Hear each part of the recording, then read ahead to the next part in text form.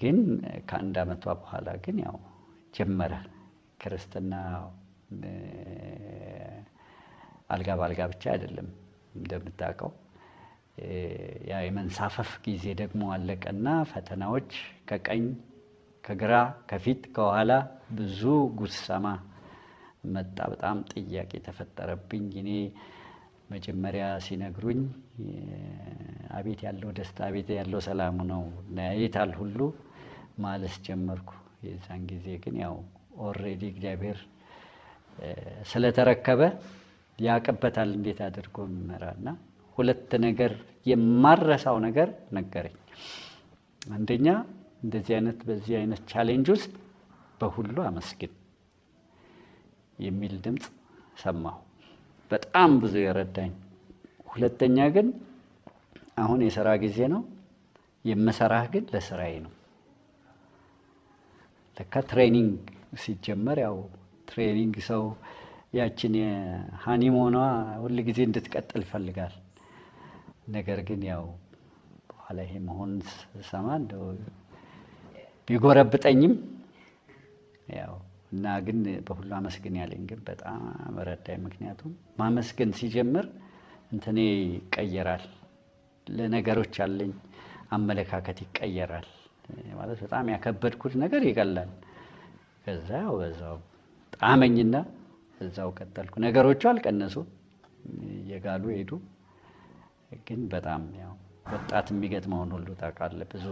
ብዙ እና አንድ የጓደኞቼም እዛ ሰፈር የነበሩ አብረው ነበሩ። በሩቅ ሳይሆን ጴንጤ ምናምን ይሉኛል አለ አይደል፣ የሆነ ዲሞት ለማድረግ የጠላትንም ድምጽ ደግሞ ማለት ጀመርኩ። እንደውም አንተ ጴንጤ ሆነ ደረስክ የሚል ነገር ሌሎችን ያሳየኛል። በኋላ ግን አንዴ ቃል አነበብኩኝ በሰማያዊ ስፍራ ተቀምጠና በቀኙ የሚለውን እና በቀኝ ስፍራ ከመቀመጤ ድረስልህ ብየው ከዛ በኋላ ብዙም ድምፁ አላስቸገረኝ።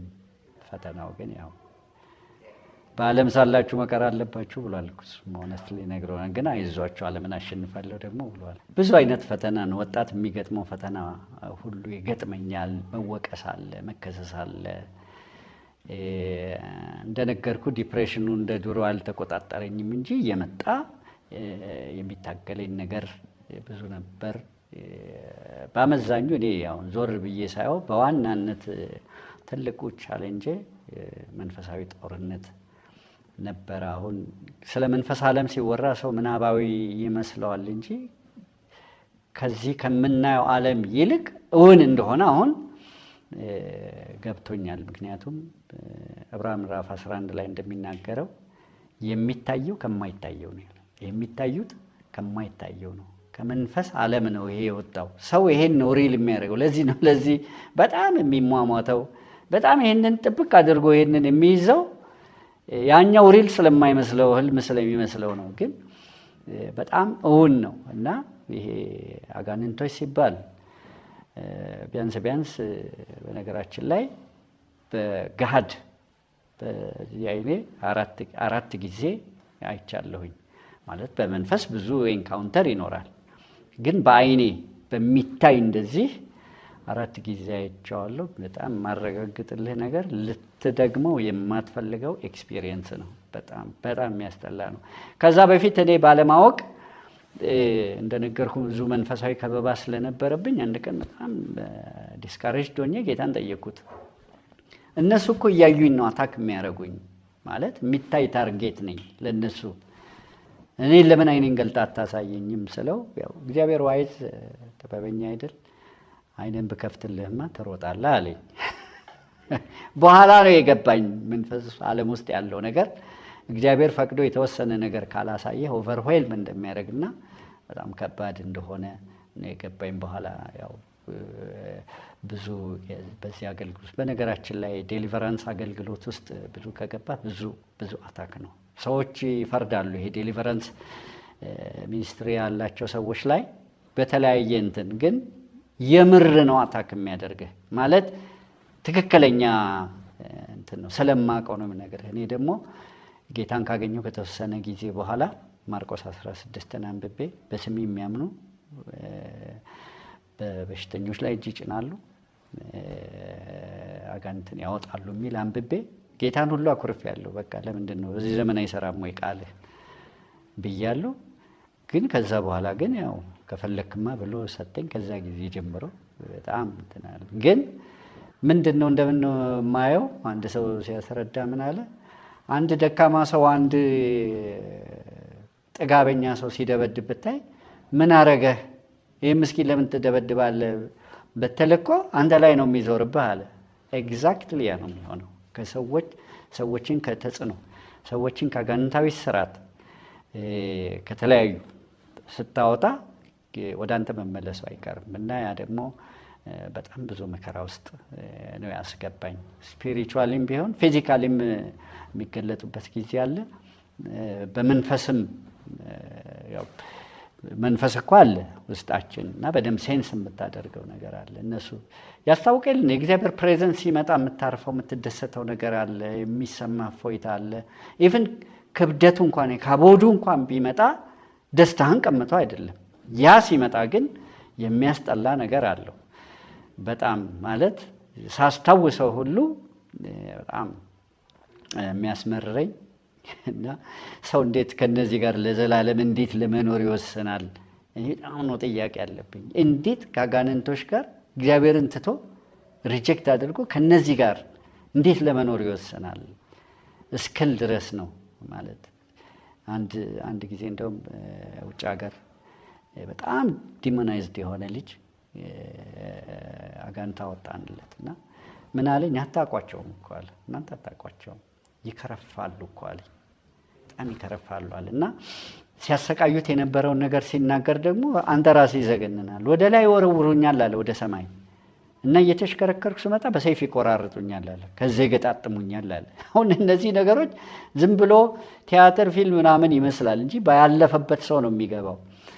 እና ጠረናቸውም የማያስደስት ፕሬዘንሳቸውም የሚያስጠላ እና ያው አንድ ቀን ከናንተ ለዘላለም እንገላገላለን እያልክ ነው እንጂ ለምሳሌ ጀርመን ሀገር ቅድም የነገርኩ ጀርመን ሀገር ነው፣ ከሱ ኢትዮጵያዊ ነው። የሆነች ጀርመን መታት ትካፈላለች፣ ብሬመን የሚባል ቦታ ሳገለግልና ከኋላ ተቀምጣ ታሾፋለች። እኔ ኦፍ ኮርስ አላያትም፣ ከፊት ነኝ ያለሁትና እየቀለደች ነበርና ይሄ አይዲያሊስት የሆነ ዝም ብሎ ሀሳብ የሆነ ነገር ነው የሚያወራው ስትል ጨርሼ መልእክት መናገር ጀመርኩ። በነገራችን ላይ የጸጋ ስጦታዎች አሁን አቢዩዝድ ስለሆኑ በፍጹም መቃለል የለባቸውም። ፐርሰናሊ እኔ ኤክስፒሪየንስ ያደረኩት አለ፣ ለብዙ ሰው መፈታት ሆኖ አይቼዋለሁ። እና ልክ የእሷን ኬስ ተናገርኩ። እኔ ጀርመን እንዳለችም አላቂ እየተተረጎመላት ነው። ልክ ሲተረጉሙላት መልእክቱን ገባች እንትን ውስጥ ወንበር ስር። ሲጨርስ አስተዋወቁኝ። ካልጸለይክልኝ አለች። ክፍል ስጡኛል። ፕሮግራም አልቆ ስለነበረ ክፍል ሰጥተውኝ እየገሰስኩ እየጸለይኩላት በአካል እንዲህ ሲወጣ አየሁት። ስኪዩባ ዳይቨር ነው የሚመስለው እና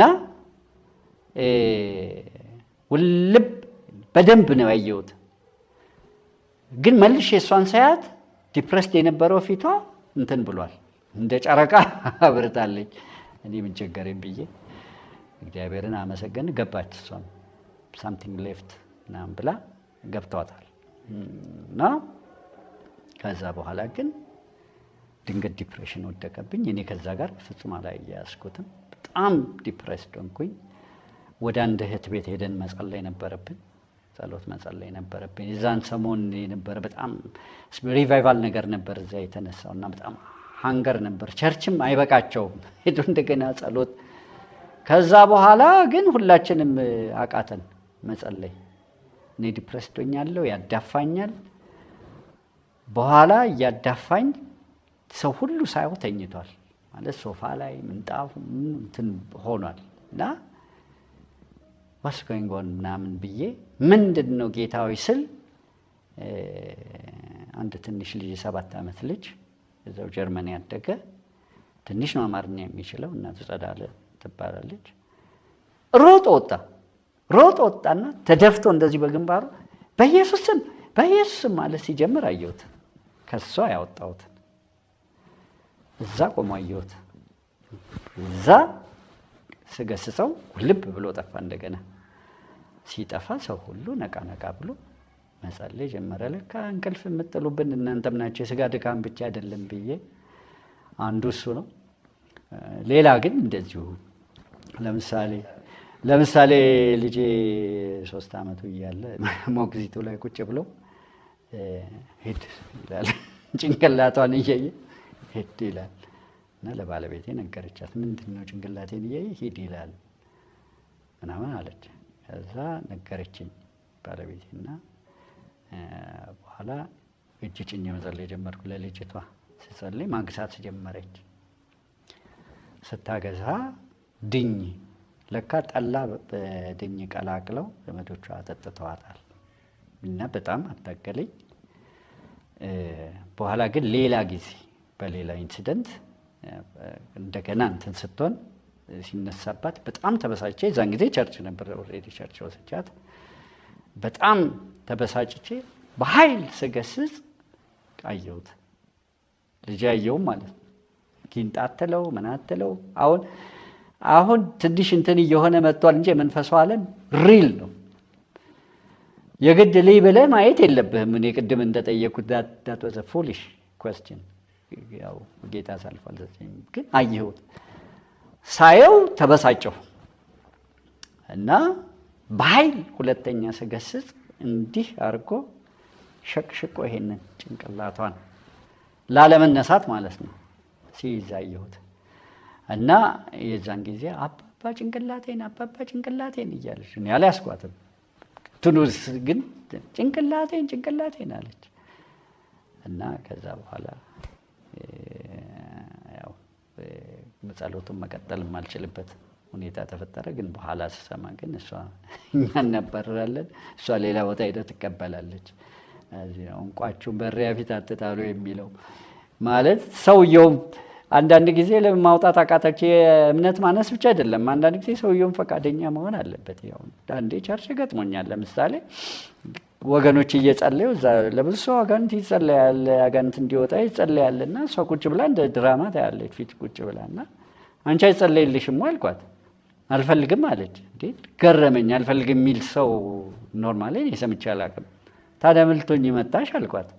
ለእሷ ላጸልይ ነው አለች። እንደዛ እያለች ሴንስ አደረኩ ራሷ እንዳለባት ጫንኩና ስጸልይ ያው ጮኸ፣ ተንፈራፈረ። ስትፈልግ እኔ ዞንማ ገብተህ እንደዚህ ጠብታ አትወጣም።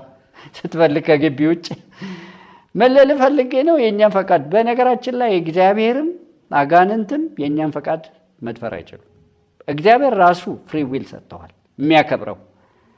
ማንም የወደደ ቢኖር አይደል ያለው። አጋንንትም አንተ እስካልፈቀድክለት ድረስ ይቺ ልጅ ፈልገዋለች፣ እኔ ከሷ ላይ ማውጣት አልችልም። እኔ ያው ያናደደኝ እኔ ዞን ውስጥ ገብተህ እንዴት ትናገረኛለህ ነው። ሌላ ጊዜ ደግሞ እንዴት ልጅ እንደዚህ በጣም በጭቅጭቅ መሀል መራገም ጀመረች። ተረግመኛለች እና አንተ ውጊያችን ከደምና ከስጋ ጋር አይደለም ይላል አይደል? አንተ ብዙ ጊዜ የምትጣላው ከጀርባ ያለውን ተዋናይ አታየው እና ከሷ ጋር በጣም እንጫጫዋለን እና የምትናገረው ነገር በጣም መርዝ ነው። በጣም ያለ በደንብ የሚነካ። በኋላ ግን እንደ እባብ ፊት ለፊት ሲወጣ አየሁት። ልክ ሲወጣ ሳየው አንተ ነህ እንዴ? ደግሞ ጥላቻው ፊቱ ላይ ያለው ለመግለጽ ያስቸግራል። እና እኔን ግን ደስ የሚለው አጽናናኝ። እንዲህ የምጠላኝ ከሆነማ ደስ ይላል እና ለካ ካንተ ጋር ነው ብዬ ወዲያው እኔ ተረጋጋሁኝ። እና እንደዚህ አይነት ኢንሲደንቶች ገጥመውኛል። እንደነገርኩ ግን ኤክሳይቲንግ አይደለም፣ በጣም አይደለም። እንደዚህ አይተሁ እንዲሁ እኮ ሴንስ ስታረጋቸው እኮ የሚያስደስት እንትን አይደለም። በጣም አጸያፊ ነው። ያው ሞት ነው እኮ የሚሸትህ። ሞት ይሄ ገሃነምን እንትን ይዘው ስለሚመጡ ያ በቃ አንዳንድ ጊዜ እንደዚህ ሲመጡ የዳዊት ይሄን ማለቱን ይሄ ሞት ጣር ከበበኝ የሲኦል እንትን አስጨነቅና የሚለው ይሄን ያን አትሞስፌር ይዞ የእግዚአብሔር መንፈስ ወይ መላእክት ሲመጡ የመንግስተ ሰማያትን አትሞስፌር አይደል ይዘው የሚመጡት። የሆነ ነፃነት የእግዚአብሔር መንፈስ ባለበት አርነት አለ የሚለው የሚሰማህ እንትን ነው። እነሱም ሲመጡ እንደዚህ ተስፋ እንደሌለ ሰርተህ ምንም እንዳልሰራ የትም እንደማትደርስ ዝም ብለህ እንደምትለፋ ህልምህ ቅዠት እንደሆነ የሚያሳይ ነገር አለ። እንግዲህ ስትጸልይ በልሳንም ስትል ያው ብዙ ጊዜ ያው ታውቀዋለህ ኤክስፒሪየንስ ይሄዳሉ እንጂ ያው አትምጡ ግን አንላቸውም። አለመስማት መብታችን የተጠበቀ ነው። እነሱም የመለፍለፍ መብታቸው የተጠበቀ ነው። ግን ቀላል አይደለም ልልህ ነው። አሁን ስናወራው እንትን ይመስላል እንጂ አንዳንድ ጊዜ ለቀናት የማይለቅ እንትኖች አሉ። አገልግሎት እንግዲህ የጀመርኩት የዛን ጊዜ ያችን ማርቆስ 16 አንብቤ እነዚህ ምልክቶች ይከተሏቸዋል እያለ የታል የሚከተሉን? አጋንንት ሲወጣ አላይም፣ በሽተኛ ሲፈወስ አላይም እና የታል ስል የሆነ ሰፈር ውስጥ ግሩፕ ጸሎት ነበር እና አዲስ ሰራተኛ ገብታ ነበር። የዛን ጊዜ ነው የጀመረው ብዬ አስባለሁ። ምክንያቱም እዛ ላይ ሄዳ አንዷ እህት እጅ ስጭንባት ክብልል ብላ በድን ነገር ሆነች። ኧረ እዚያ አውሬ አለ ቀበሮ አለ ምናምን ደራችን። እኔ ደግሞ የጸለይኩት ጸሎት መልስ ስለሆነ በደስታ ከበብናት። ግን አክቹዋሊ የሚመራን ሰው ስለሌለ አጸላላዩንም ማናቅበት ወንዱም ሴቱም ሰፈረባት።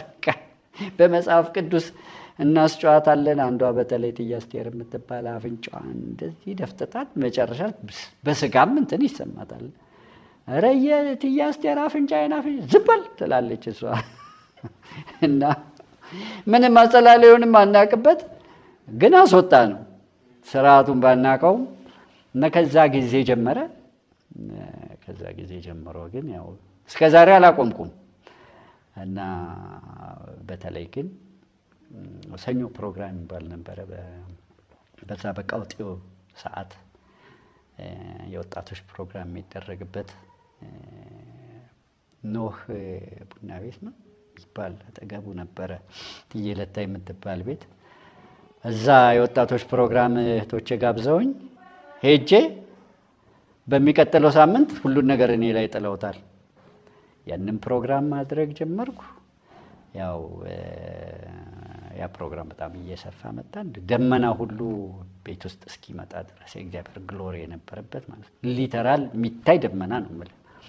ያ ደመና ከመጣ በኋላ ደግሞ ሳንገስጸው ነው አጋንንት የሚወጣው። እጅ ሳንጭን ነው ሰው የሚፈወሰው። ሰው ይወድቃል፣ ምን ይላል። ለተወሰነ ጊዜ እንደዛ ቀጠለ። ግን እሱ ፕሮግራም ላይ ደግሞ ይመጡ የነበሩ ወጣቶች ጀርመን የሄዱት እነሱ ደግሞ ያንን ተናግረው እዛ አንድ ወንድም ጋበዘኝ። እዛ ሄድኩኝ።